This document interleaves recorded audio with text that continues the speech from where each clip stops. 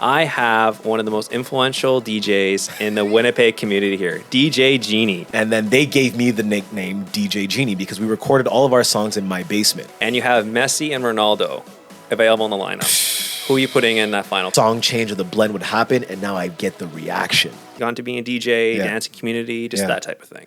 For sure. I mean, well, at the center of all of it, it always starts with music, right? Yeah. So music is the driving force behind everything that I do, and just more importantly, just culturally, right? So growing up, music was just always playing in the household, like no matter what, right? And in African households, specifically my family's from Ghana, West Africa.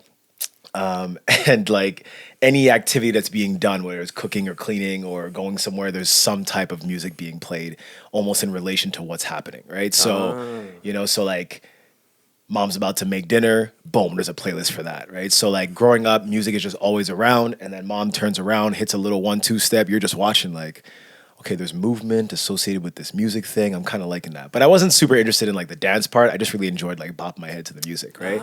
Okay. The dance part came later when my older sister, shout out to my sister Zara, she was heavily involved in dance when I was, growing up, whatever. She's about 7 years older than me. I think I was about 12 or 13, and my mom dragged me out to a dance recital that she was doing, her like end of year dance recital thing, right? So drags me out to this thing. I have zero interest. I'm like knee deep in Pokemon Red. Like Charmander's right there right now. You know what I mean? Like, you want me to look at dance? Like, fam. Right? But she nudged me on the shoulder. She's like, look. And I look up. My sister's doing a solo like at the end of the show.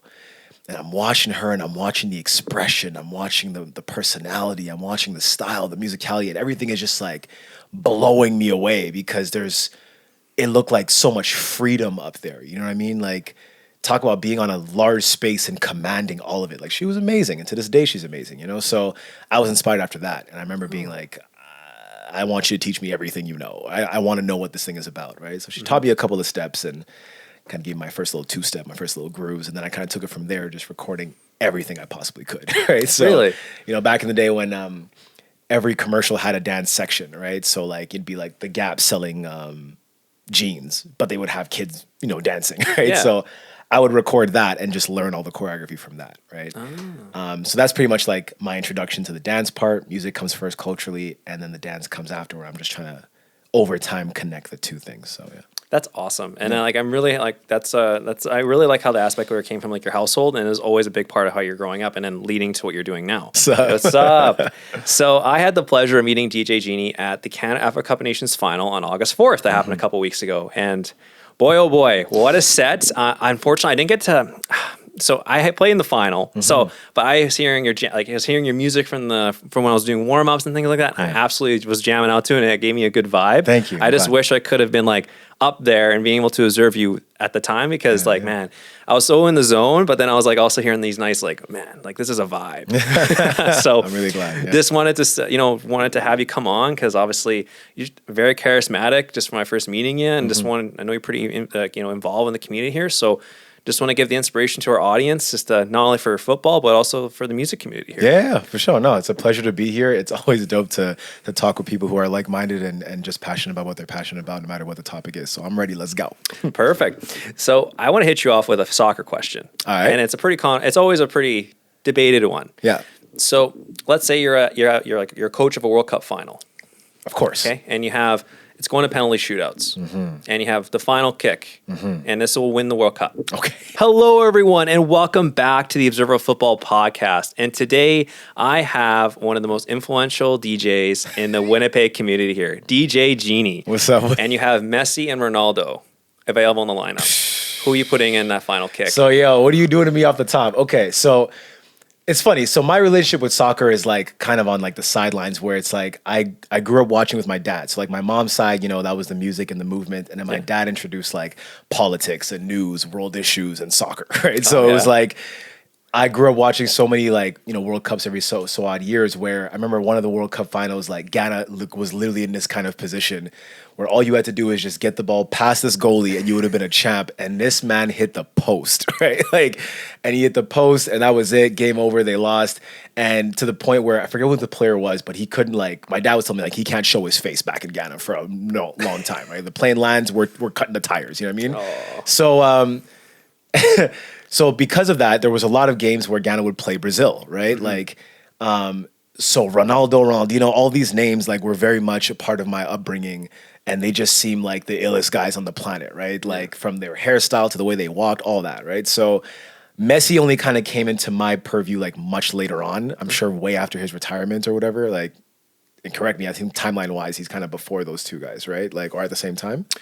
So he was actually just a little bit after, but he was at like the prime of like Ronaldinho and Ronaldo's Okay, career. so those guys come before. Yeah. Okay, tight. So then I'm before that. All right, cool. Yeah. So I think by that point, like we had moved, and soccer, like watching soccer was like a little less in my dad's life, kind of thing. So it became less in my life. But because of my relationship with like Ronaldo and Ronaldinho, I'm gonna go with them. However, I assume. And I feel like just with the way things go, Messi seems to be the GOAT, right? Like, he is. He seems to be the GOAT. And I'm going to stick on that line before anybody kind of bash me out here. But just because of my upbringing and my personal relationship with those guys watching them, I'm taking the Brazilians all day. Hey, absolutely. I mean, my favorite footballer of all time is Ronaldinho. Just watching him play and just having like just mesmerized by his skills and everything. It's just you just don't see it like that today. When it comes to players of any sport, like. This is kind of the relationship that we're having and the talk we're having even with the Olympics. It's like that fine line between what's an art and what's a sport, right? Yeah.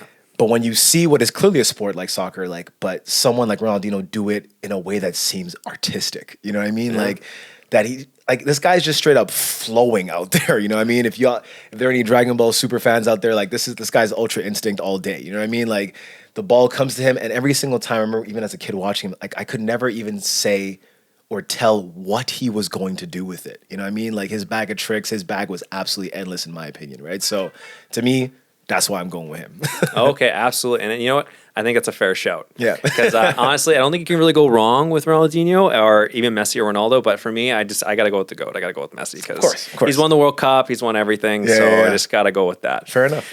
So I always like to hit off that question. Yeah, but so I know you touched upon it briefly just before we started here. So I know that you have you're a DJ, obviously, you make killer beats, and just have a nice flow that like I just feel like it's very creative and very very unique. Thank you. Especially from what I've observed during the sound check and just when I was actually on the field and warm up. So I know you talked about having your mom having that artistic music influence and having part of your family.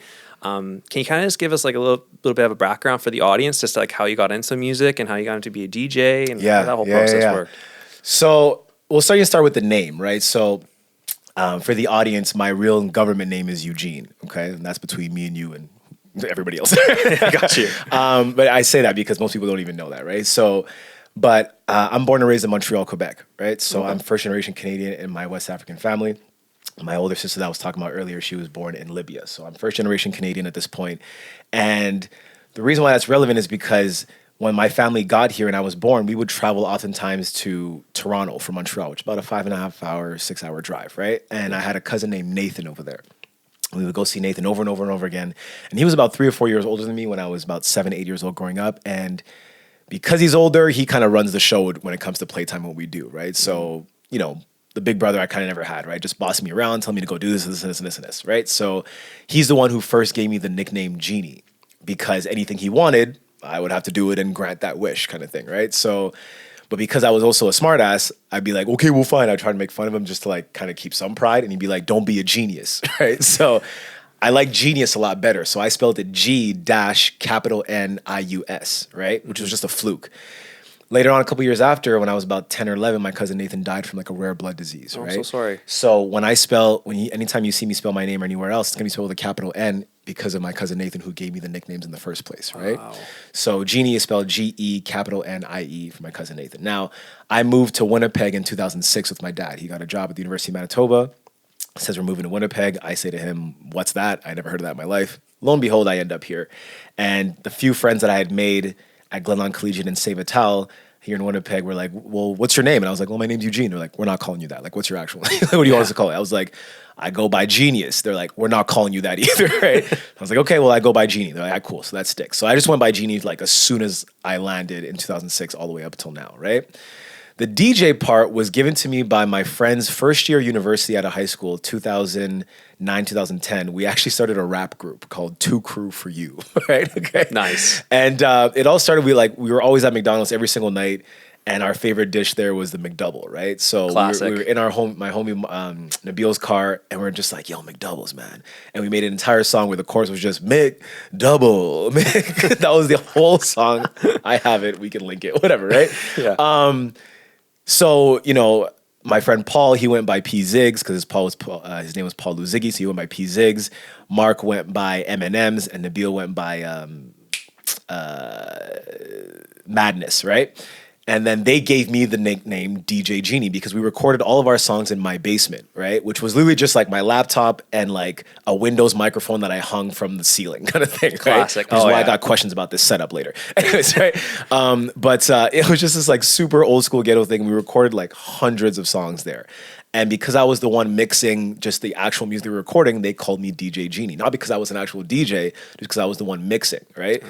So they kept saying to me, like, why don't you like pick up actual DJing? And I was like, I don't know the first thing about DJing, bro. Right? Again, this is back in like 2010, 2011, right? So that's where the nickname or the term DJ GeNie came from, long before I ever picked up the turntables, right? I love that backstory. You know what I mean? So it's just like, so I go about a decade with the name DJ GeNie before ever blending two actual different songs together. You know what I mean? Of just editing songs, you know, mixing, mastering, all that kind of stuff, putting vocals on top of beats, like nothing to do with actual DJing to some degree. You know what I mean?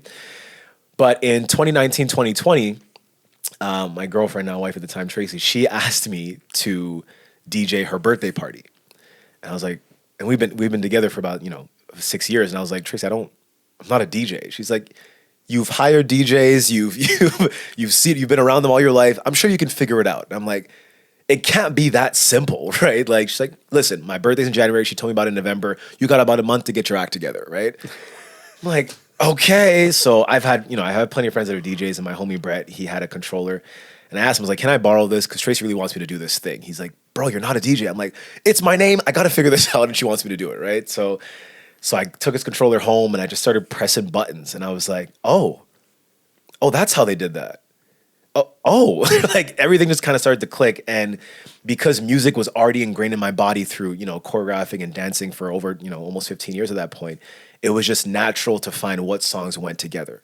It was just natural to find how to jump from one, BPM to the next, or one genre to the next. Because I've been doing that dance-wise for life. You know what I mean? Like I've been dancing and competing and battling and choreographing and all that stuff to so many different genres of music.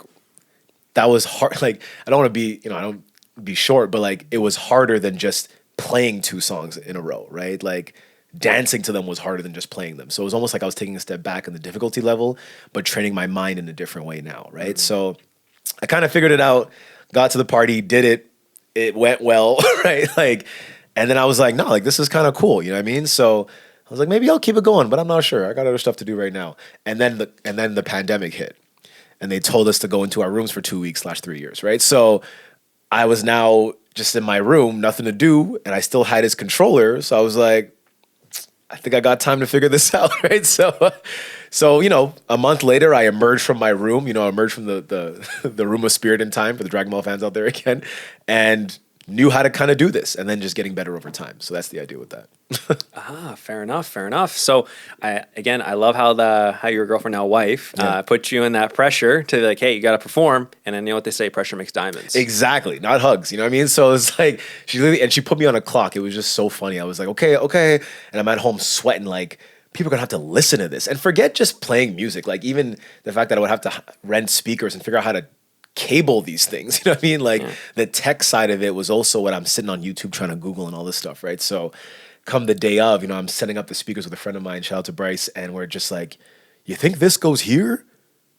Oh, let's try it, right? Like, but that to me is the deconstruction of tech. Like I'm, as much as, I love DJing, it's the technical aspect of it that I'm truly fascinated with, right? Like for me as a kid growing up, before dance ever came into the picture, my goal and my dream as an adult was to be a commercial airline pilot, right? Like I wanted to fly for Air Canada. And in Montreal, Montreal used to have 2 airports. One of them right now is called Pierre-Elliott Trudeau, and the other one is called Mirabel. There used to be an airport called Mirabel and more in the West End. And the fun thing about the Mirabel airport was that there was an entire viewing area for the tarmac, for where the planes land and take off. You could just go and sit there all day. Yeah. I would have my dad drop me off in the morning on a Saturday and just take notes of the planes. I don't know what I was writing, bro. Like, ooh, this guy took off like this. Like, I don't know what I'm taking notes of. I'm like 12, right? But I was fascinated with that. And now as a DJ, I realized what I was really fascinated with was just all the buttons and the colors, right? Like, you know what I mean? Like, because I remember anytime I would get on a plane, you walk by the cockpit, it's like, whoa, like there's just so much going on here. And I look at a controller and a DJ system the same way. I'm looking at your producer the same way right now. You know what I mean? Yeah. Like, I just love buttons and lights and all kinds of tech stuff. I'm just a huge geek with that stuff, right? So, yeah, it's kind of like I'm a pilot and I'm actually like, flying the ship of what the party is going to be like, what the environment's going to be like, what the stadium and the soccer game is going to be like. Like, curating that stuff to me is that's the science. It's like me behind the Iron Man mask trying to figure this stuff out, and that's where the love is. I love to hear that because when you put it that way, it makes so much sense. Mm-hmm. And it's just like just figuring out for yourself and being able to, it's also being creative in that way, being able to figure out things and putting things together, then making it into art the way you want it to be, right? Yeah. So absolutely. I do have a question though. Do you still have that? Do you still have that controller from your friend? Actually, yeah. And it's funny. The one he borrowed me, I went and bought the same one. So the one you saw me have at the stadium is the exact same one I started practicing on. Love right? it. So like I know it. I know it like the back of my hand. And I've experimented with bigger ones and smaller ones and all that. But for now, like until I save my chipset to go bigger, like I'm really enjoying my DDJ SR right now, it does everything I need it to do. So absolutely, and then more. So we talk about COVID too, and everything's locked down. Yeah. Geez, it's been 4 years since it first happened. Wild. Yeah. I know, crazy. So I know you said like you had a lot of experience with your friends, like you have your rap group, recording songs, mixing in your basement. Can you talk about like your first ever time DJing at in front of an actual audience? Yeah. Oh my goodness. Give me a sec. Let me rewind. Which one was that? So besides her party, which was just like amateur night, but it went well, whatever. My first time fully in front of a crowd. Okay, hold up. Yes. So it would have been a dance battle in the community. I really feel like the first one was a battle that we had at a studio that used to exist called Live Dance Center. Shout out to Angel and Vincula. And I played alongside my homie Brett, who borrowed me the controller. So now we're standing next to each other, like with the same controllers next to each other, just going. And like, just the idea of having to do, in street dance, we have what we call ciphers, which is like there's the battle part and then there's the just open dance floor, warm up, have a good time kind of thing, right? So that requires like live mixing, where the battle is just really just playing one song and let the dancers do their thing, right? So live mixing was the part that you're really trying to work on, which is what leads you to the party, right? So that part was wild to me because you can play in your room all you want, or you can do your art form or your sport or your skill all you want, by yourself, but once there's an environment around, once there's other players that are trying to get the ball from you and all this stuff, right? Like it's totally different ball game, right? Mm-hmm. So, but that's what made me fall in love with it even more, because now it was like the song change or the blend would happen, and now I get the reaction. We would like to thank Subtle Savagery for sponsoring the Observer Football podcast. Subtle Savagery is a local clothing brand here in Winnipeg, Manitoba that specializes in top quality clothing ranging from hoodies, t-shirts, sweatpants, hats, and many more different items. With limited edition drops coming on a regular basis, you can get yourself top quality designs that keep getting better and better. Now, if you visit subtlesavagery.com and sign up for the Insiders Club, you can be the first to buy the limited edition drops when they come out. And not only that, you can also get a 15% discount on those orders. Please be sure to visit subtlesavagery.com and order your next Subtle Savagery merch. I get the guys looking back like, whoa, and I'm like, you like that? I got more of those in the bag. You know what I mean? Like, so that was super, super, super cool. Really, really enjoyed that. And then on the flip side of that, outside of dance situations, I remember like my first wedding, right? My first wedding was actually for my cousin in his backyard. It was a traditional Ghanaian wedding. And then they did their whole, traditional ceremony thing. And then afterwards was the dancing part. And it was like, that was my first time really dealing with a mixed crowd, right? Because it was like Ghanaians and like straight up Canadians and Europeans like in the same environment and trying to, like walk that fine line of making everybody happy, right? I don't want to lose the whites too much, and I don't want to lose the Africans too much, right? So give me a little bit of this, give me a little bit of that, and everybody kind of like was always just like bopping all that kind of stuff. And you still get the requests and all that kind of stuff, right? Like, do you have this? And it's like yes or no or whatever. But that was a really cool experience to like not only just play what I like, but finding how to play what for the audience and for the crowd, which I think is the real job of a DJ, right? Like, which is a debate in the community of like, do you play for yourself and show what your style and personality is, or do you play for, you know, the masses to really have a good time? And I try and go back and forth between both, right? Like, introduce you to what I'm about and how I view, see, and hear music, as well as remix the ones that you know of and the things that you're going to understand. And also just give you some things that like, oh, I haven't heard that in a while. Like, I'm always trying to find that delicate balance, right? So it would be at weddings, socials, street dance events, stadium stuff. I'm always trying to find, like, taking the environment, who's here, where am I at, how am I feeling that day, looking at my folders, where do I want to go, and then just kind of bounce around from there, right? So see, and I think that's also kind of like the fine art in that as well. Like being able, like it's kind of a little bit like kind of you have an idea, but going off and feeling the crowd. Yeah. Like I love that you say that you speak with your own like unique sound, but then also blending in the audience as well and what they're reacting to. Mm-hmm. Don't get me wrong, I'm not a DJ. I don't know the full background of it, but I obviously have been to like socials. I've been to like just other gatherings and stuff like that. And I'm not gonna lie, I really get to see the power that a DJ has for the event, because if the DJ plays music that's just not vibing with the audience, it just doesn't make the experience fun for me. Like, and there's been so many times where, we go home, me and my friends go home after an event, we're like, man, the music wasn't that great. But then when we went to events where the DJ was on point, was having the vibe, man, it made the event so much better. Absolutely. So, and I just love to hear how you're like, also taking in the audience perspective on that. And, and again, that's the challenge too. You got to try and appeal to many crowds as you can, demographics, but then you'll find that sweet spot. So I just love to hear that, because again, I think that's the real, from my perspective, the real fine art of being a DJ is just knowing how to vibe with the crowd. You're there for them, right? Like, of course you have your skill set, you have what you believe in, but I mean, an empty dance floor, it doesn't matter how good you are, right? Like, people who are just like, I'm not really having a good time, I don't care like how good you are at scratching or blending or whatever. If it's not connecting, then it's not connecting. You know what I mean? So, like, even as a DJ myself, with the skill level that I currently have, if there's 100 things I know how to do on the board, I'm probably going to use 4 of those things every time, because those are the 4 that the moment calls for. I'm not trying to show you all 100. I don't think that's necessary.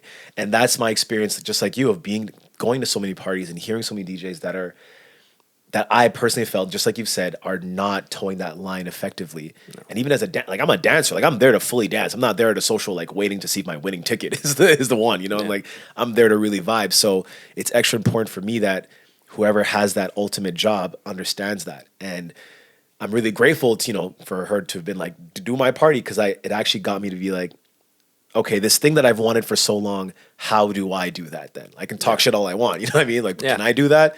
And luckily, I feel like I've been able to say, I can do that. That's great, man. And that's great too. And again, always that pressure makes diamonds when you're able to I guess another one's cream always rises to the top. Yeah. Another one. I did have a question though. So, okay. So I'm also a wrestling fan. Nice. So I actually just attended an event yesterday with Chris Jericho was here. Cool. Yeah, I was literally 10 yards away from him. We watched the documentary. It was at the Exchange Theater. Yeah. Great experience. Wow. Now I wanted to ask this question because it's a little bit applicable. So sometimes famous wrestlers, they say that you really know your talent when you, like, let's say, wrestle in front of like 10 to 15 people in a smaller crowd. But when they said when they go into a bigger crowd, let's say 80,000, 60,000 people, they said they find that a lot easier. How is there any comparison with that with DJing when you're playing for the small audience? 10,000%. And it's because the larger the crowd is, the more the reactions will get drowned out by the size of that crowd, right? So, for example, if you're playing to 500 and 10 are not having a good time, you will not notice them, right? Like, and 10 are having a good time, those are probably the 10 that are closest to you, and that's who you're watching, right? Like, if I see a crowd of 500, I'm probably not going to be like, hey, yo, is the back okay? Like, I probably won't, right? It's, as humans, like, we really do see, like, the back of the elephant, you know what I mean? Like, we're very much, like, nearsighted or farsighted, or however that is, right? Like, what's in front of us, right? So I've been in situations where it's like, it's a wedding or it's a social, whatever, and there's really only 10 people that are like the ones who are trying to have a good time, not wait for their ticket or the food and actually dance. And that, like, not only is that much harder, but it's weird to say, like, sometimes that's what I'm looking for, right? Because that's when I really get to test where I'm at, right? Like, can I keep these 10 people here? You know what I mean? Like, can I keep these 10 people and grow them to 20, to 25? Can I make these 10 people feel like, I gotta go to get my husband now and come through? You know what I mean? Like, way harder. And even as an MC myself, I just finished MCing one of the stages at Folk Fest this past year. And it's the same thing, right? Like I'm looking across the ocean of people and I'm trying to reach every single ear and project what I'm doing and project my talent and what I'm about.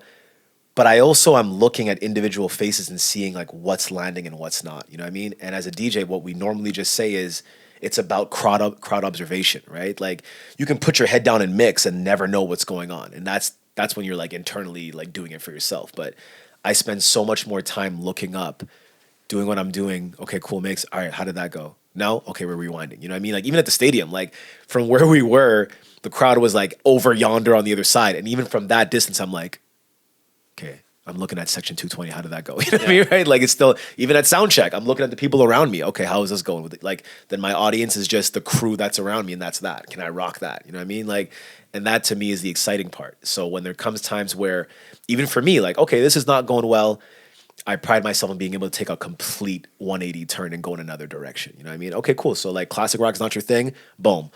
Reggae, how's that going? No, that's not your thing. Okay, let's go back to hip hop. That's not your thing, and so on and so on and so forth. You know what I mean? So that's been the learning curve that I've been excited to be on and continue to be excited to be on. And that constant like you're analyzing the audience, and I love to hear that because then you're also trying to like you're going with and you're just making adjustments to make that experience better and also get the crowd more into it. So absolutely, I don't think again I'm not gonna say I'm an expert, but I feel like sometimes DJs don't take that extra effort to analyze the audience. I think this kind of just do a thing, and it's sometimes you know what? Don't sell yourself short because as an audience member, like I said, it should be for you. Yeah. So who better to criticize a DJ than the DJ's audience? Who else is gonna do it, right? Like, you know, if a DJ's in a room playing, there isn't a squad of 10 other DJs to be like, Usually you're the only one in the room who even remotely knows what is going on in front of you. But the audience and your crowd knows what they're hearing and feeling, right? Like a DJ's job is to create a vibe, an environment, a message that is being sent from your skill set to their hearts and minds and souls, right? So how it hits you or how it doesn't hit you, you are the ultimate judge and you have complete power of that, right? Like, so if you're sitting there and you're like, and you go sit down, you've spoken, you know what I mean, right? And if DJ doesn't hear that or see that, then that's a whole separate conversation. But for me, if I see you losing steam and being like the minute you go like, huh? I saw that, and I gotta figure something out, right? Because no, you're my boss. You know what I mean? Whether you hired me or not, it's for you. So yeah. God, okay. No, I didn't think about it that way. And it's just like, you know, you have to, you're serving the audience, which would be, for example, me. So then, okay, no. Makes me rethink things a little bit because from that perspective. Okay, cool. Well, thank you for that. Of course. So I'm also kind of curious as well because like I know you can also be controlling the crowds and like with your own remixes and mixing and things like that, but working with artists, right? Like being able to work with them. How is like that in terms of like I know sometimes DJs and artists have to have their own like, you know, good chemistry together and have that rapport. Yeah. How was like your first experience working with artists and how are you able to tailor that? Yeah, so that's the other part, right? I mean, just to go on a little tangent, right? So at the end of the day, at my core, though I can literally play anything on this planet, I'm a hip hop DJ at my core, right? So and the art of DJing, you know, DEEJAYIN, is the art of like turntablism and the hip hop DJ, which stems from the Jamaican DJ and through the history of hip hop culture. So DJing for us is one of the 4 or the 5 core elements of hip hop culture. You have MCing, DJing, breaking, which is the dance, writing, which is the graffiti art, and then knowledge. Those are the 5 elements of hip hop culture. Okay? I'll say them again for the audience. MCing, DJing, breaking, writing, graffiti art, and knowledge. So DJing being one of those elements in the story that is hip hop culture, it all started with the DJ. It's the DJs who brought their sound systems out into the parks, you know, plugged into the outlet or the light of, you know, the lamp post of the park, and then started bringing their speakers out and playing block parties. Like hip hop culture started literally in the streets organically of just playing in a park, technically illegally with no permits, quote unquote, right? Yeah. But that's how it began. And the DJs were just playing music and people were dancing. And then at some point, the DJs felt like, man, like I'm working really hard and this is going well, but I need somebody to like let people know who I am. And because back in the day, like, you know, there's no laptops, it's just vinyl records and trying to find the right mix and all that. They didn't have time to speak, right? They didn't have time to be like, yo, what's up? Because they're busy doing all this stuff, right? So they basically would bring a friend along on a mic to shout them out. You know what I mean? So as I'm mixing, they'd be like, hey, yo, y'all having a good time? This is my man, DJ GeNie. And me would be like, wow. And then the DJ became the big headliner because he had basically an MC with him to shout him out. That was the original job of the MC. Now, over time, the MC kind of got a little bit of a buzz, a little bit of juice, and then started kind of rapping out to the audience. So as opposed to shouting back the DJ, they'd be like, 1, 2, 3, yeah, you know it's me. And all of a sudden it became a performance directed to the audience. Now the audience is looking at the MC, and the MC is now becoming the bigger part of the party. And the DJ kind of fell further and further into the background to now what you see now, which is artists are at the forefront. The DJ is almost an accessory in the back, right? Yeah. That was a very, very quick roundabout way of telling that story. Okay. But so explained very well though. Thank you. Right. So the idea now is like, okay, I understand that the rapper or the singer or the artist is at the forefront, and I'm there to play their music and have some kind of chemistry with them. So what is a way to not overpower what they're doing and try to make it about me, but still be involved with the performance, right? Mm. Okay. I'm an MC as well. So I'll pick up a mic and ad-lib for them, right? Like, I'll play their music and I'll maybe cut the music on a line that I know they're about to go to and bring the music back in and have this kind of back and forth, right? That's a relationship I have with my homie and very talented artist, Ben Tamana, and so many different artists in the city. Shout out to Ezo Man, shout out to Kelly Bado. Like, there's just so many artists out there that we kind of have that rapport. I kind of have that rapport with. And the dynamic with that and getting experience with that is just like understanding them and what their goal is with their performance, right? Is their goal to show how talented they are as a vocalist, in which case, I'm not gonna do much messing around. Is their goal to show how much energy they got and how much they want the audience to feel them? Okay, then I gotta step up too and bring that energy, bring those effects, bring those transitions into the play, right? Into the mix, right? So I wanna know about them and what their atmosphere and energy is, and then I gotta find a way to match that, right? Got it. So it's not going from the background back into the foreground. It's going from the background into the middle ground and then still having them do what they want to do with it. You know what I mean? So that to me, with that mindset, I felt I've been successful in being able to play with kind of any artist because I'm going to ask them those questions. You know what I mean? I'm going to be involved in their process and just let them know how involved they want me to be as well, right? Like if you just want me to hit play and step back, I can do that. I think we can do better, but I can do that. You know what I mean? Right? So yeah, but it's one of those things where it's like it can be easy. Like I just said, it could just be hit play and call it a day. But I'm personally going to get bored with that, right? Mm-hmm. So is there a way to like we can take your performance to another level and collaborate that way? And if not, then cool. You want to do it that way, then that's fine, right? But I've been lucky enough that the artists that I've come across and played for and played with have been open to that collaboration, have been open to that vibe and that let's take this to a whole nother level. What else can we do with it? That's constantly the question I'm asking. Any of the art forms that I'm in, what else can we do with it? That's how I go about this thing. Love that. And one other thing, again, I was playing in the game, so I couldn't really like watch it firsthand. But like, not only that, but you were able to work with like 3 artists as well at the at the final, and just like, again, I think that one thing I'm really getting from you is like you're always being able to think on the fly, being able to collaborate and being able to adjust and to analyze what's going on and being able to just get the best out of the whole performance. Mm-hmm. And I think that's something that really speaks, that's a really key ability that you can't teach. It's one of those things that you have and you're able to develop it over time. Yeah. It's amazing. Well, I mean, this is, it's a people game, right? Like for me, a lot of these things, it's like you're dealing with people who want to do their best and you're accompanying them in that journey. Mm-hmm. So how can we make this the best? Because I know that deep down, that's what you want, right? So the quick on my feet thing, that goes back to my dance aspect, which is the art of freestyling and dance, right? Like I'm a battle dancer. So like when I go up to an event, whoever the DJ is plays a song and I have to perform to that song that I probably have never heard of before or didn't know was coming. I have to create on the spot in that moment. That's long before I ever picked up the turntables. So I already have that mindset. I'm bringing it into this new skill that I'm bringing on.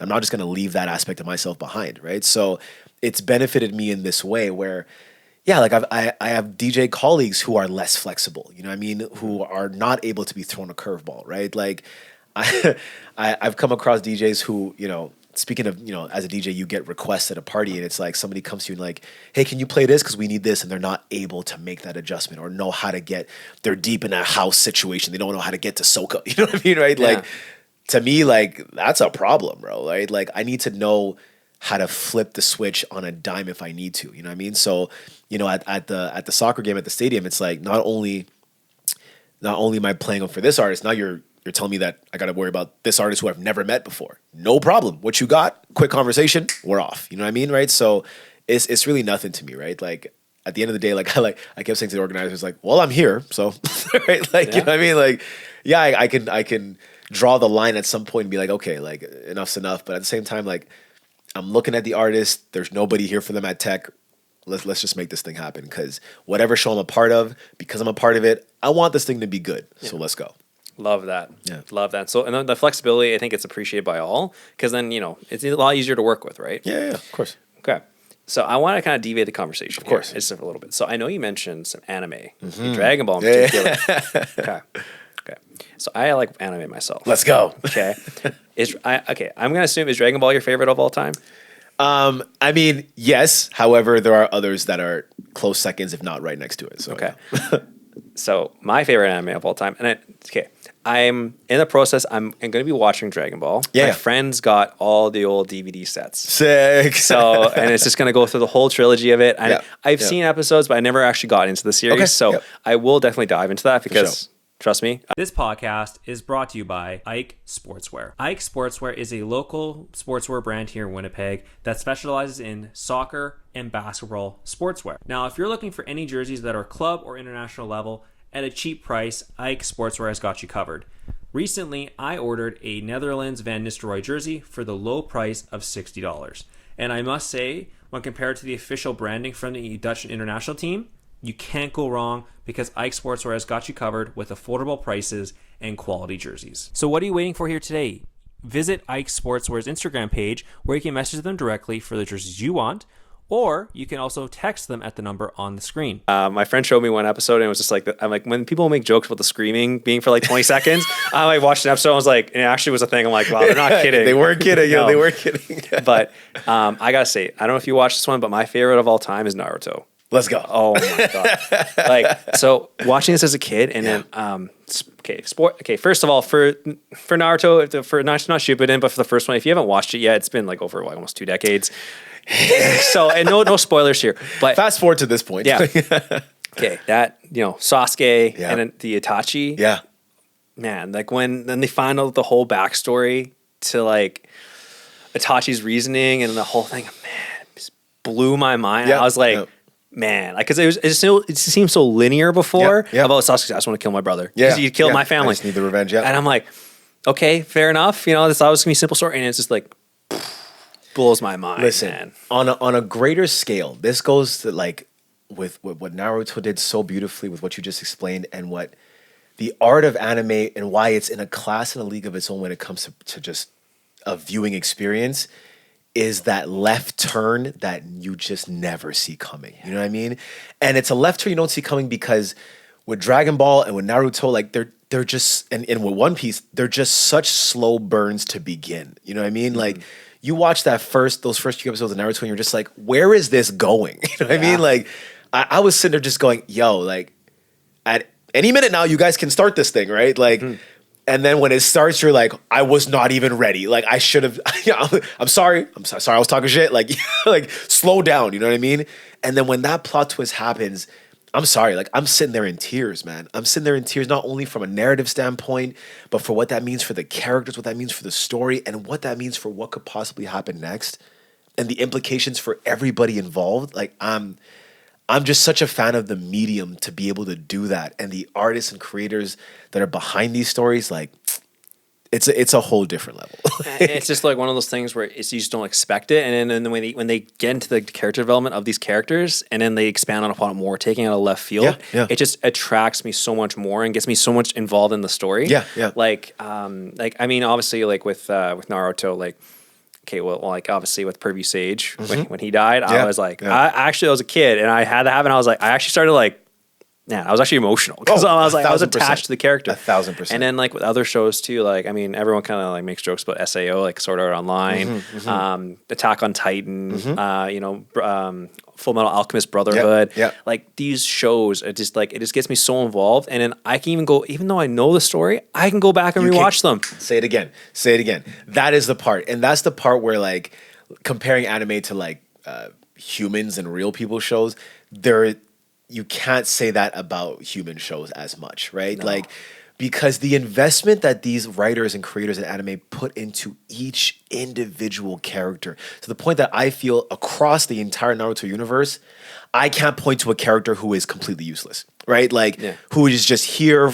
Like, even if you were in for just an half of an arc, a single episode, the implications of that meeting and of that interaction span to the very end of the story, right? I can go back and be like, we're here because of that person who said hi 2 seasons ago. Literally, I can make that connection, right? And when you go on YouTube, like, you can literally find YouTube creators who are just creating the kind of content where they just show the lifespan of a single character across an anime show, right? Like the entire lifespan of Goku, the entire lifespan of Eren, or anybody across Full Alchemist, right? And it makes perfect sense, right? And you can watch the through line and how other characters affected their journey from beginning to the end of the story. And to me, like, as I go through and I watch these, like, because and to be honest, like, I started watching like the shows, like the actual like anime shows, and they're so powerful that it forces you to go back and find the manga. You know what I mean, right? Like, that's how powerful it is. I just spent a couple months in Alberta, and me and my 3-year-old daughter, our favorite pastime is to go to the library, right? So we go to the library, and she has her books in her section, and I'm just looking for that, like, the mangas, right? And I'm sitting there, and she's like, she gets her 3 like read along pop up books, and I have like this stack of manga, right? And I'm just like, all of these, please. And this lady's looking at me like, what?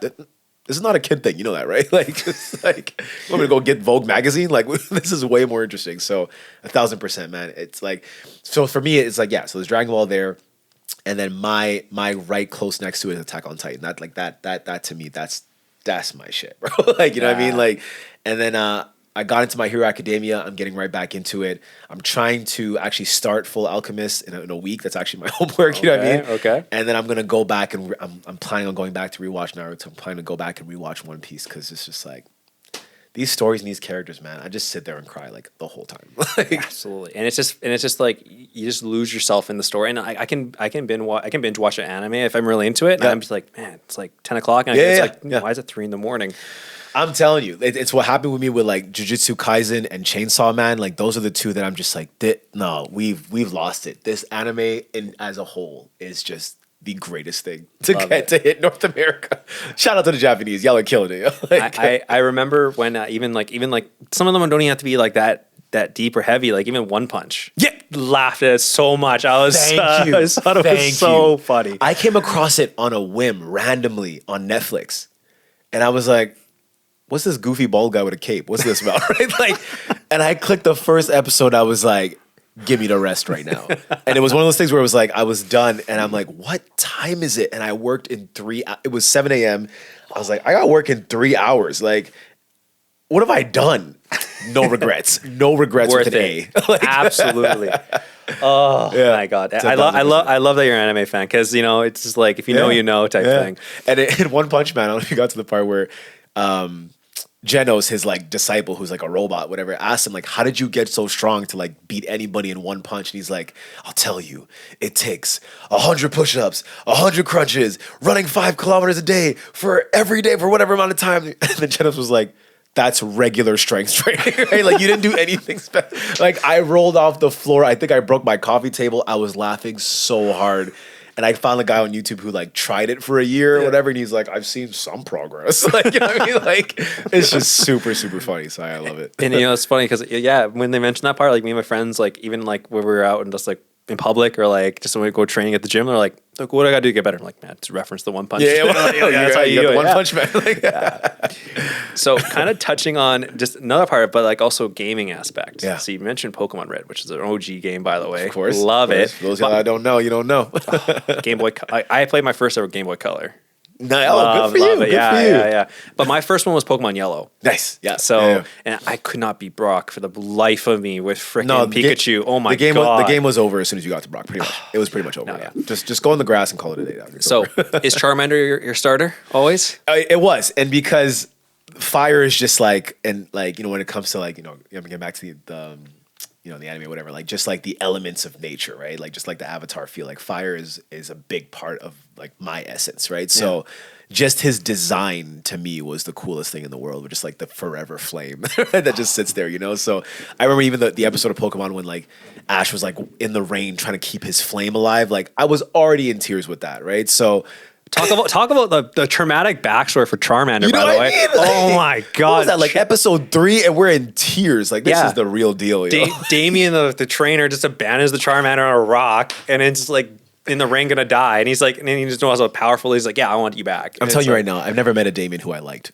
Like, you know, I'm sorry, like, yo, forget all Damiens forever. Like, but and also with that, speaking of Ash's Charmander, when it turned into a Charmeleon, talk about an ass, man. But then everyone was just saying like, everyone made things to the video games. He doesn't have a high enough level to train it.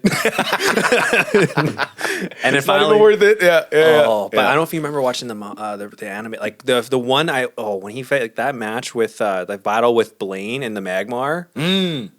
Epic. Such a good episode. Yeah. And man, I still watch that to this day. Man, even the show, like just the fact that we had 150 and the original show would do like that countdown and like name them all. Just like that's my first experience with rap, right? Like as a kid, rap, right? Like you know what I mean? Rap. Like, tomorrow now, I'm like trying to mess it up every single week. It was so awesome. So now in 2024, when I come across any type of Pokemon literature or show or whatever, I'm like, who the hell are these people, right? Like, what is that thing? Like, so we're past the 150, like.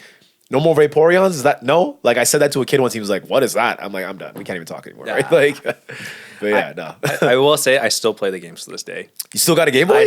I still got a Game Boy. I got all Nintendos. I got the Switch. Respect. And man, I'm like, man, like me and my friends, like we still do this. Sometimes we'll have retro game nights. Nice. So even with the new ones, we'll go play like, you know, we'll have like online battles where we have our own teams and stuff like that. And you know, the most recent one I played was I've been playing Arceus. Okay, cool. Yeah. It just blows my mind. You can go into a sandbox world and sneak up on a Pokemon and throw a ball at it. I'm like, man, this is like where this was on my Game Boy to now. I'm like, man. Yeah. I mean, like with the Pokemon games, like the OG ones, there was nothing like just walking through grass and your whole screen flashing. I was like, oh shit, who's it gonna be, right? Like, you know what I mean? But you know, even with Pokemon Go, like the thing that sent the whole world like outside for the first time since the 90s, right? Like.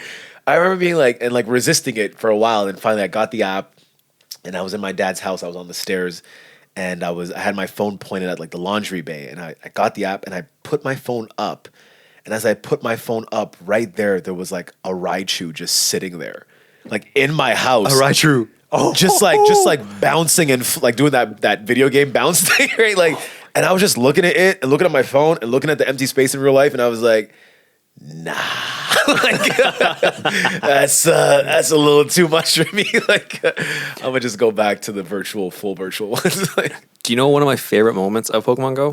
So me and my friends would actually go, like when it came out, we would like go driving around. Yeah. Like go on cruise nights and have Pokemon Go and go like Pokemon. We went to the forks because that's where like the main places where the good ones went. Okay. So this is when the app was still like crashing a lot. If there was a lot of people involved, like a lot of people around. We're at the forks and we're just like, I think we're just by like the food court. So then someone's like, there's a Snorlax. So everyone just runs to the area and everyone's like, did you get it? Did you get it? And everyone's like, no, my app crashed. Hey, yo, what a phenomenon, man. Man, it was so awesome. I never forget that moment. Yeah. And then like, oh man, Kate, do you know where Eaglemere is by Antrim? Like so do you know where Concordia Hospital is? Yes. Yep. So there's a gym in Eaglemere. Okay, it's by like the pond. Okay, so the first part, man. Like, so we're Team Valor. You know what I mean? So me and my friends we had to keep an a live monitoring of this gym. Yeah, and man, we would go take the gym, and then find out someone else took it, and then every day we have to go back and try and beat this thing. It was like a gang turf war. Yo, honestly, and it felt that way. Like to see footage of like entire mass crowds of people run in one direction, like you just said, that's just amazing. It's just absolutely amazing. But to me, like as much as I was like, yeah, this is too much for me. It was just so cool to see people outside, man. Like it was just like watch like literally parents just like driving through neighborhoods with their vans slowly while kids had their phones pointed at a sidewalk. Like that, like I had a big smile on my face, like just watching that era. Like it was so cool. It was so cool. And to this day, even like it's been almost been 10 years since that thing came out. Oh my It's like 8 goodness. years. I take the bus to work because I work downtown. Yeah. people still play it on the bus. They're just got the eggs and they're swiping. I'm like, man, this game's still around. I'm man. You know, this is off topic, whatever, but like I had heard a story regarding Pikachu and the origins of Pikachu. And so basically, the video that I'd seen a couple years ago, and I have to go back and really confirm this, so fact check me on whatever, and I don't know the name of the artist or whatever, but when they were designing the original characters, the original Pokemon to take off the show, they didn't have Pikachu, right? So they had things like Squirtle and Venusaur and Charmander and all these things that looked pretty aggressive, right? Yeah. Like, so basically like all of their designs were like Charmeleon and up, like Wartortle and up. They didn't have like the original like softer faced ones, right? So they launched this thing, they test market it, and it all came back to them saying like, yo, you're doing this for kids, but all of these characters looking like really fur-browed, you know what I mean? Like, can we have something that is a little gentler, right? Yeah. So there was an intern, okay? And I wish I knew her name, but an intern who was like, well, I have an idea, and she's the one who drew Pikachu. She's like, what about this? And they're like, okay, they test marketed that, and Pikachu took off right away. They were like, ah! So they basically designed everything softer around the edges like that, and that's how you get the Charmander and the Squirtle and the Bulbasaur with the round cheeks, right? Like, crazy. Because originally they were just like, no, like, like let's go hard, right? And they said, if you really want to appeal, soften this thing up, and that was her. Yeah. And I also with that, because I also do watch Nintendo lore. Like I watch YouTube videos and stuff like that too. Yeah. But man, apparently the first ever one designed was Rhydon. Interesting. So, with the one with the drill and everything like that. Yeah. Interesting. Apparently that Rhydon was the first Pokemon design. And then they kind of blitzed it up from there. Yeah. And then it's just, even like watching the anime now, like seeing how some of the stuff has played out, like even like the legendary trio, we got Moltres, Articuno, and Zapdos. Yeah. Arcanine was supposed to be one of those three. Oh, not okay. Moltres. Yeah. Because uno, dos, tres. That's like how the birds were supposed to be. Don't kill me. That's crazy. Yeah. So when you're watching like the movie, or like as they show semblances of the Arcanine with the two Zapdos and Articuno. Right. Yeah. Because he was part of those shots and so. Yeah. So then they removed him from that, and then they put him as a regular, and then they put Moltres up there. Okay. Moltres sneaking down into the camera. But man, I love hearing this the backstory, because man, I can talk Pokemon anime all. Yo, no, that's my favorite thing to do, right? So like any show, like basically like my favorite thing is to watch a show, have a great time with it, cool. And then I'll hit up YouTube and go to the content creators who will give me all the backstory of everything. Like that's the next level I go to, right? So like I just finished a show called House of Dragon, right? So now I'm like deeply invested in all the content creators who are talking about like reviewing it, this moment explained, backstory of these characters, how the actors got to their roles. Like that's what I'm into now. You know what I mean? Like, love it. So I finish a show and then I want to know everything about behind the scenes, because I'm an actor as well. I've done plenty of film and TV, and I've been in a lot of behind the scenes situations. So I have stories for the films that I've been in behind the scenes situations, but like that's why I want to know behind the scenes of every other like production situation that I ever come across. You know what I mean? So like, yeah, just geek out that way. I did that too with Game of Thrones. Like that was probably like the last like show that had actual like human actors in it. Me and my friends would meet up every Sunday and watch the episodes. And then going back with the last season, I know they rushed it, but then they had like all like the errors or technicalities in it, and just trying to hear the backstory. I totally get that. So I know we're kind of coming up on here on time, but I know just one thing I want to get your opinion on. So with the Olympics just finishing up, obviously there's been controversy. It's been some memes going on. What do you think of the breaking? Not Ray. We don't have to talk about Ray Gun. She's a meme in herself right now. But like, what do you think the actual competition of breaking at the Olympics? So, ... Now, I'm gonna go full on with this if you don't mind, okay? Because I had mixed feelings when it was first announced to us in 2019, 2020. On its face, on the surface, I was completely and utterly against it for reasons I'll explain in a second. But the reason why I said mixed feelings is because I also felt like it presented an opportunity to have a random thing happen because of it that I'll explain. So I'll start with what I thought could be positive for us, which is when you think about like junior highs and high schools and community centers and all that, and just governments in general, there is lots of emphasis and funding and just general atmosphere towards sports itself, right? So, there'll be funding towards entire basketball programs and scholarships to go play baseball somewhere or go play hockey somewhere. Like there's such a huge emphasis on it because a lot of these sports are Olympic sports, right? So all these sports get this incredibly large platform and world stage every 4-8 years, every 2 to 4 years or whatever. And then kids come out of it going, I want to do that. I want to do that. I want to do that. So in my mind, wow, what if there's a situation where now there's funding in schools for breaking, you know what I mean? Because it's an Olympic sport, right? Or considered an Olympic sport. However, the reason why I was vehemently against it going forward was because I needed to see the receipts. I want to see what it is that you are doing for the community as this is coming up. How are you going to give back? Because when it comes to breaking, like, we can call it a sport, even though I go back and forth on that. It's being called a sport because of the athleticism that's behind it, right? That is a very, not small or large, but a fraction of what is going on. At the end of the day, breaking is a cultural expression, okay?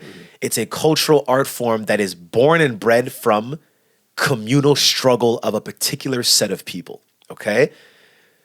Back to the theme of this podcast, right? Like, what makes diamonds? And through that struggle of the New York experience in the 60s and 70s, and through all of, African heroes being assassinated through the 60s, Martin Luther King, Malcolm X, like, the list goes on and on. Here comes this culture. And one of the elements of that culture is that dance. So now you're putting it on this platform that has nothing to do with that culture. Yeah. Nothing to do with that experience, nothing to do with that story. So to me, you're coming to our table. We're not coming to yours.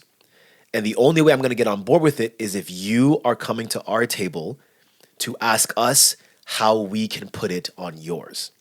And the minute I realized that it wasn't going to be that way, I was out, right? Yeah. So now, fast forward 4 years later and fast forward after it's happened, what we saw in regards to the artists that were there and the B-boys and B-girls that were there, incredible artistry. Right? Incredible artistry. You've worked so hard to get to that point. Y'all did your thing. Y'all represented well, for the most part, obviously. But now let's look beyond that. What has changed in our communities in the last 4 years? Nothing. What has been given back to the OGs, to the New York breakers, to the people who created this culture? Did they even have a seat at the table? Did you see them up there? Were they shouted out? Was there any history given throughout the entire process of where this thing comes from and how it got here? Nope. So essentially, you took it and treated it as, I almost want to say, like, and again, no disrespect to those that were up there, but like this like sideshow where you're not giving back or even giving credence or education to those people who left that going, wow, that was cool, but don't know anything more about it than, wow, that was cool. Yeah. Or, wow, that was goofy, or whatever the case is, right? So it's really and truly called breaking. Breakdancing is a term that was given to it by the media in the 90s, that we never coined that term in our lives. It has nothing to do with us whatsoever, right? Yeah. And now we've left it, and still the larger community is still going to continue to call it breakdancing. Yeah. Which means on its face, you've done nothing for us, right? Yeah. Like, so that to me was a huge missed opportunity, though I'm very happy for those who got the opportunity to go out there and showcase their hard work on a world stage like that. But to me, I looked at it as any other battle, and just so many elements of it that were just like inaccessible, right? So again, hip hop culture and breaking is a communal aspect. So that means that it works when as many people can be involved with it and have their hands on it and can experience it in an accessible way as possible. But you made it where these qualifiers to gain enough points to end up there, where all over the world, where now you basically needed money to get the points to qualify to get there. Yeah. Which excluded how many people from the process. And the minute you've done that, again, as purists, we're out, right? So if you're asking me what I thought about it, I am so incredibly grateful and happy and proud of those that got up there and showcased their individual talents for the world, right? The first name I think of is like Phil Wizard. Yeah, and like Canada stand up. You know what I mean? The athleticism on him was just incredible. Exactly, right? And again, for those of us that that follow breakers across the world, and myself as a fan and a supporter and a member of the community. Real talk, I could have told you he was going to win from the beginning, but it was still really cool to see that moment happen in Canada stand up. That's what's up. Shout out to Phil Wizard, right, and everybody else that was there. However, the impact culturally, because this is a cultural art form, has been nothing short of devastating, honestly, right? Yeah. So, and everybody's like, oh my God, it's not going to happen again. And it's like, yeah, because if you're asking me my honest opinion, they got what they wanted out of it and they're done. You know what I mean? And that is equivalent to like, on a cultural aspect, right? So it's not going to be back as of right now. And if you're asking me personally, I hope it isn't. We have local events, international events that have been doing very, very well that people need to check out and go to and support, that are also just on a format wise, just make a lot more sense, accessibility wise make a lot more sense, and culturally are just more responsible. You know what I mean? So it's easy to have things like, obviously basketball and gymnastics and so on and so forth, because it's very cut and dry. You know what I mean? Yeah. Like, you either scored or you didn't, right? And though we had a series of 8 or 9 judges for like breaking in the Olympics, it's still pretty subjective. You know what I mean? And it's still pretty like, okay, well then what's your reasoning behind that? Like, you're making a score on originality. That's based on your personal preference, which is why, like, in our art form, like, it's like you throw down whether you win or lose, there's still something to be said about what happened, right? Yeah. So really and truly, like, Phil Wizard won, but so many of the breakers that came before that, on any other given day, it could have been a different story if it's a different platform, right? So shout out, but yeah, I'm cool on all that. See, I learned so much today, just with like, even like with breaking and like on the origins of that, just learning just in terms of everything with that goes into being a DJ, working with artists, performing in front of whether it be a small audience, big audience, stadiums. Yeah. You name it. Like, I think you provided a lot of insight, and that's why I wanted to have you on the podcast, because you can have this amazing experiences to share and this expertise that not only were you able to share, but able for the audience that doesn't really know that segment as much, be able to put it in terms that makes it easy to understand. So I just want to say thank you so much for coming on here. I got to pause. I got to pause you for a second. Speaking of stadium, I do want to end off by asking you this question. Sure. The game. The game. Oh, the yes. game that you were in and that you were on the field with and you competed in. I just need to know from your perspective how that went, your thoughts and process. If you don't mind, audience, like, we got to hear about this. Okay. So, and I'm actually making a recap video about the Okay, cool. Yeah. I will say about it. So, for those who don't know, Ghana lost 4-0 to Nigeria. And I mean, hey, shout out to Nigeria. They played a hell of a game. And just overall, like, I will say, like, they were a better team on the day. I am incredibly proud of the Ghana team. Obviously, I wanted the experience to be a little better on the final. I wanted to bring it home for Ghana fans and everything. I just think that, from my perspective, I think that, this is the first ever final here for the Canada Cup of Nations that wasn't Nigeria-Congo. Interesting. Okay. So the last 6 years since the tournament's been running, it's always been Congo, Nigeria. Okay. So, and I will say, when Ghana played Congo in the semifinal, this is the first ever time Ghana got out of the group stage. So this is the first time they got to the knockouts. For sure. And I will say, man, like, I was playing in the semifinal, and we're playing at Rafik and Tafio, and there's probably like 500, 600 people there. Wow. And man, like, when we played there, we played our game. We scored in the 2 minutes, and we just defended our life off. There you go. And we won 1-0. Yeah. I was hearing, like, the Congo fans, the Ghana fans.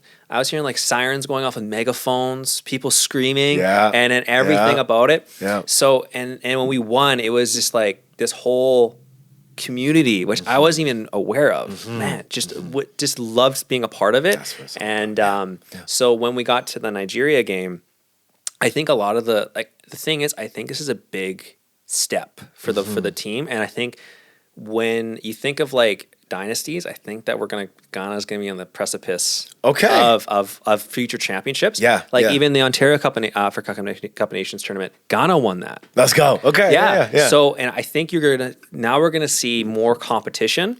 Obviously the lads were, we could have played better, and then when we gave out, I really think what happened on that day was we gave out the first. We wanted to score first and then defend like we did, but we gave out that first goal, and Nigeria's wingers. Man, we talk about 99 pace. Holy crap. Like, man, they were really making runs everywhere. And then as a goalie, right, like, I'm going to say, like, we win as a team and lose as a team. Like, there's a lot of those goals I didn't really have a chance on. And, I played the best I could. And I just want to say the team played the best we could.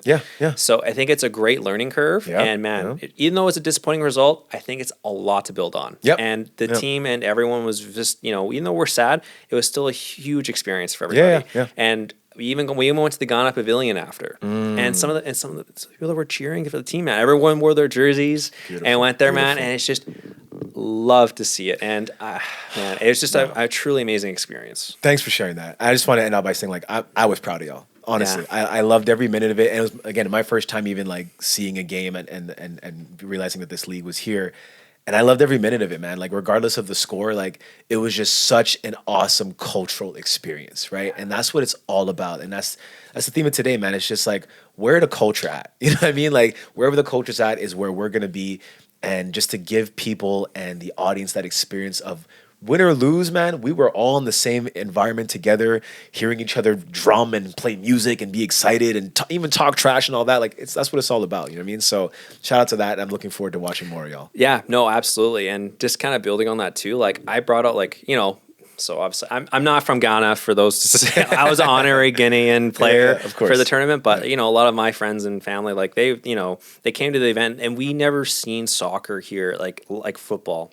Of course. So, yeah. With that level of excitement. That's great. So I still remember this, when that first goal happened, I felt the energy from the Nigeria fans. Yeah. When I felt that vibrations, and I'm just like, man, this sucks. But I'm like, the vibe is great, and you just see the involvement and people waving their flags, and it's just, man, it's everything that I want the sport to be here. Yeah. Because again, one thing I love about soccer here, whatever culture, whatever background you're from, you can play it, and it's super cheap to get into compared to like I've played in the Manchester Major Soccer League here, and I played against teams that are like, let's say like all from, let's say like they're from China, for example, and they're all, majority of them are all from China, they're speaking Mandarin. I've had teams where we played against that were mainly from, let's say, Ukraine. I've had teams that were from the Middle East, let's say Morocco, and those, so you play against everybody. So, and then luckily being in Gode and Seydu and getting to be a part of that community, then you get to see these other communities, like the African community. I didn't really know there's a separate DR Congo community, Nigeria. You're really starting to broaden my viewpoints and saying, man, these communities are huge, and it's just one of the things that like make this sport and make our country so special. And that's the one thing we just want to bring it together and make it so much better. Like that's what the sport can do. Like I don't even know if, sorry, segue. I don't know if you've ever been to a Sea Bears game yet. No, I haven't. I'm ashamed of it. I'm going next year. Okay. So they redid one of the courts just by the Winnipeg Winter Club, just by the bridge. Yes, I saw that. Yeah. So I came back from the Canberra Cup Nations thing. I swear, do you know One Tree Hill? Yes. Okay. So I swear to God, the court is filled with people.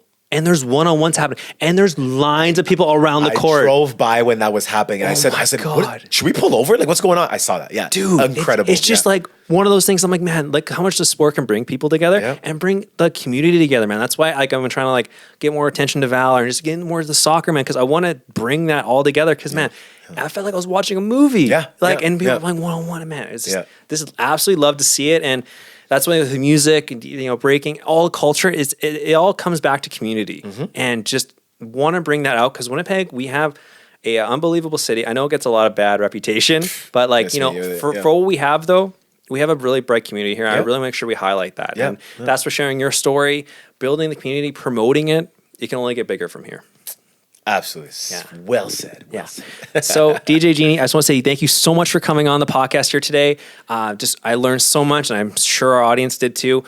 Do you want to shout out any projects or anything you got going on? Well, a couple of things here. First of all, once again, DJ GeNie at Genie Boss on Instagram. Hit the follow.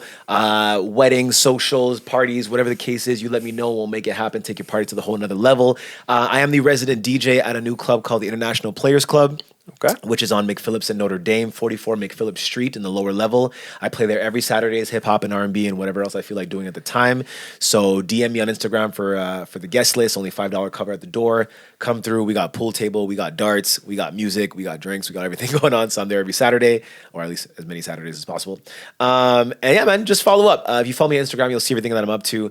If you're interested in dance, I teach every Wednesday night at Drop In Dance Winnipeg. I have a beginner class at 7:10 p.m. every Wednesday. So come through, and that basically is just like a party. We just go in there and just have a good time with each other, right? So yeah, catch me on Wednesdays teaching dance. Catch me on Saturday nights at International Players Club, spitting that fire, doing my thing. Come check out my style and what I have to offer, and see what I was talking about on this podcast done in real life on Saturdays at International Players Club, 44 McPhillips Street on Saturdays, and that's about it for now. Sweet. And I might take him on the dance. Man, I have some rhythm, but man, I cannot dance for the life of me. So I might take you up on that. For sure. Again, every one of the socials and links to DJ GeNie's projects he talked about will be in the link provided, and also will be mentioned on our socials. So again, DJ GeNie, thank you so much for joining us here on the podcast. We'll catch you in the next episode. Bang, bang.